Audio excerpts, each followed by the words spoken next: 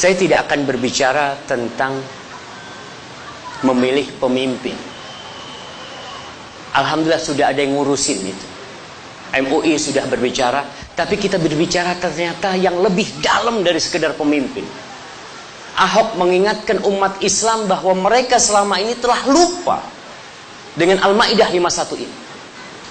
Allah Jalla Jalaluhu ketika mengutus Rasulnya, menurunkan kepadanya Al-Quranul Karim selama kurang lebih 23 tahun.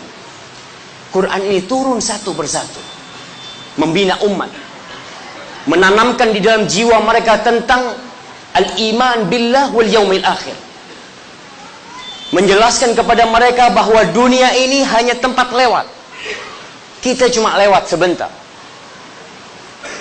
dan dunia sangat menggoda. Allah turunkan ayat-ayat yang sangat banyak sekali. Berapa jumlah ayat dalam Al-Quranul Karim? Mana kasih hadiah? Nah, iya sekitar 6 ribuan, nggak apa-apa lah. 6.600 berapa itu? Kirim ke belakang sana jemaah. Baik, kenapa umat Islam meributkan Al-Maidah 51? Kemana 6.000 ayat ini jemaah? Kemana kita selama ini? Kok baru bingung ketika Ahok yang menyampaikan? Ulama menyampaikan berulang kali. Wah, ini mah politik. Tapi ketika Ahok yang menyampaikan, baru umat Islam bangkit. Tapi alhamdulillah, kita perlu berterima kasih kepada Ahok, karena dia membuat kita kembali, membuat umat Islam balik ke Al-Maidah. Sebagian orang tidak pernah tahu dalam hidupnya kalau di dalam Al-Quran ada Al-Maidah. Dia cuma tahu qul huwallahu ahad, qul a'udzu birabbil falaq, qul a'udzu birabbin nas. Sekarang nih baru tahu. Allah Subhanahu wa taala mengatakan inna hadzal Qur'an yahdi lillati hiya aqwam. Ini Quran nih, ini yang akan menunjukkan kepada jalan yang paling lurus. Al-Quran, bukan kitab-kitab yang lain, bukan hukum-hukum yang lain, tapi Al-Quranul Karim. Tapi kita yang mengaku umat Islam, sebagian sampai sekarang belum hatam Al-Quranul Karim. Sebagian sampai hari ini belum faham apa yang Allah inginkan darinya. Tidak semuanya harus jadi ustaz, tidak semuanya harus menghafal Al-Quranul Karim, tapi paling tidak dia tahu apa yang Allah inginkan dengan diturunkannya Al-Quranul Karim. Allah mengatakan syahrul Ramadhan alladzi unzila fihi Al-Quran. Bulan Ramadan, bulan diturunkannya Al-Quranul Karim. Buat apa sih? Buat apa Al-Quran diturunkan? Buat dibaca doang? Buat dihafalin doang? La, hudan linnas wa bayyinatin minal huda wal furqan. Hudan linnas, petunjuk bagi umat manusia. Segalanya Allah ceritakan dalam Al-Quranul Karim. Allah berbincang tentang hukum berdagang. Ayat terpanjang di Al-Quranul Karim itu dikenal dengan sebutan ayatul mudayana. Ayat tentang utang piutang. Sekarang orang sibuk dengan notaris, ya, macam-macam. Di sebelah kita ada kantor notaris, sebelah sana ada kantor notaris. Dari sejak dulu 1438 tahun yang lalu udah ada dalam Islam tuh masalah notaris tuh. Catat mencatat ada. Tapi kita lupa, seakan-akan ini hukum yang dibikin oleh ya orang-orang. Di dalam Al-Quranul Karim ada ayat yang berkaitan dengan riba. Di surat Al-Baqarah Allah mengatakan innal ladzina ya'kuluna riba la yaqumuna illa kama yaqumul ladzi yatakhabbathu asyaitanu minal mas. Sesungguhnya orang-orang yang makan riba itu kelak pada hari kiamat akan dibangkitkan dalam kondisi seperti orang yang kerasukan jin, kerasukan setan. Ketika semua dibangkitkan dari kuburnya dengan amal-amalnya. Ada yang dibangkitkan dengan mengatakan labbaik Allahumma labbaik. Ada yang mati dalam kondisi sujud, dibangkitkan dalam kondisi sujud mengatakan subhana rabbiyal a'la wa bihamdi. Tapi ada orang-orang yang dibangkitkan dalam kondisi seperti orang gila aja. Mana kita dari ayat ini? Allah mengatakan ya ayyuhalladzina amanu taqullaha wa dharu ma baqiya minar riba. Wahai orang-orang yang beriman, bertakwalah kalian kepada Allah, tinggalkan sisa-sisa riba. Tinggalkan. Sampai hari ini sebagian di antara kita masih di dalam kumbangan riba. Kemana ayat itu?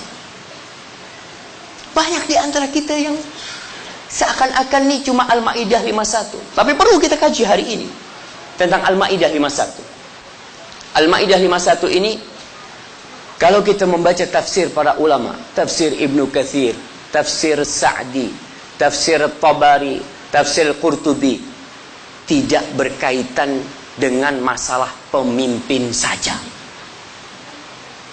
Ini salah satu sub pembahasan yang sangat sempit sekali masalah pemimpin. Lebih dari itu, kehidupan kita. Allah berfirman, ya ayyuhalladzina amanu. Ya ayyuhalladzina amanu. Wahai orang-orang yang beriman. Yang dipanggil cuma yang beriman. Yang tidak beriman silahkan tinggalkan ayat ini. Ini bukan untuk engkau. Ibnu Mas'ud radhiyallahu taala anhu mengatakan, "Idza sami'ta Allah yaqulu ya ayyuhalladzina amanu fa'ariha sam'ak." Kau dengar tuh, ya ayyuhalladzina amanu, berhenti dengerin tuh. Perhatikan, fahami itu. Kita sebagian puluhan tahun ada hataman Quran, menghatamkan Quran, lewat tuh ya ayyuhalladzina amanu, ya ayyuhalladzina amanu, lewat begitu aja. Gak pernah kita ingin berhenti nih, aku lagi dipanggil nih, Allah minta apa dari aku nih hamba Allah. Kalau kita merasa amanu, apa kata Allah, wahai orang-orang yang beriman, la tattakhidul yahuda wan nasara awliya. Kalian nih yang beriman, jangan kalian menjadikan orang-orang Yahudi dan orang-orang Nasrani awliya. Apa arti wali? Al-awliya itu jam'u wali. Awliya, kata satunya disebut wali. Di dalam buku-buku tafsir disebut wali itu maknanya an-nasir, as-sadiq, al-habib. Seorang penolong, seorang pembantu, seorang teman, seorang kekasih. Jangan bicara pemimpin. Kita berteman, mempunyai hubungan baik dalam pertemanan kita sampai tingkat cinta, senang sama tuh orang Yahudi dan Nasrani, nggak boleh. Jangan bicara pemimpin antum. Jadi kalau ada orang yang mengatakan ini ayat cuma di Indonesia diterjemahkan pemimpin, nggak masalah. Sebenarnya ayat itu lebih dalam dari sekedar pemimpin. Kalau kita berteman dengan orang Yahudi dan Nasrani aja nggak boleh. Menjadikan mereka kekasih kita aja nggak boleh. Apalagi menjadikan mereka pemimpin buat kita. Apa kata Allah? Ba'duhum awliya'u ba'd. Mereka itu sebagian di antara mereka saling mencintai sama-sama mereka. Kita percaya sama Allah apa percaya sama ungkapan manusia? Allah sebutkan Yahudi dan Nasrani ini sesama mereka saling mencintai, saling mendukung. Orang-orang Nasoro mendukung Nasoro, naam, pasti. Allah sebutkan itu. Terus bagaimana sikap mereka terhadap kita umat Islam? Allah mengatakan walan tardu ankal yahudu walan nasara hatta tattabi'a millatahum. Kita yakin 1438 tahun yang lalu Allah katakan orang-orang Yahudi dan Nasrani tidak akan pernah ridho, nggak akan pernah ridho sampai kalian ikut mereka. Makanya Belanda datang ke Indonesia bawa apa? Bawa apa dia? Dia bawa misionaris. Dia tebarkan agama Nasara di mana-mana. Dibawa sama Belanda salib-salib untuk memurtadkan umat Islam atau menggantikan agama penduduk asli yang belum punya agama. Mereka bawa tuh. Kolonial yang bawa, betul. Dan Allah katakan mereka tidak akan pernah ridho, jangan akan pernah ridho. Ustaz, mereka baik Ustaz sama anak. Anak punya sohib, anak makan bersama, tidur bersama ke rumah, datang bareng-bareng orang Yahudi Nasrani, tapi mereka baik. Subhanallah.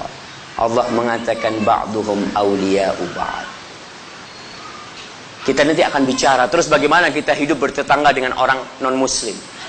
Islam sudah mengajarkan sesuatu yang sangat indah.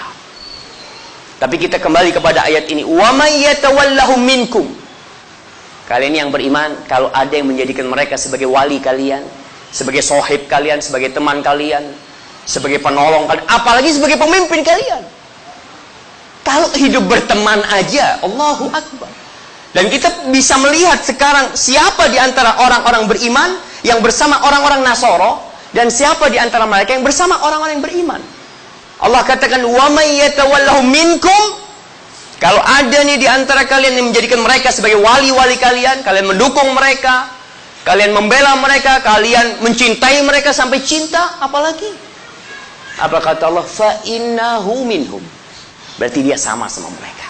Sama. Termasuk dari golongan mereka. Innallaha la yahdil qaumadh dhalimin. Allah tidak memberikan hidayah kepada orang-orang yang zalim.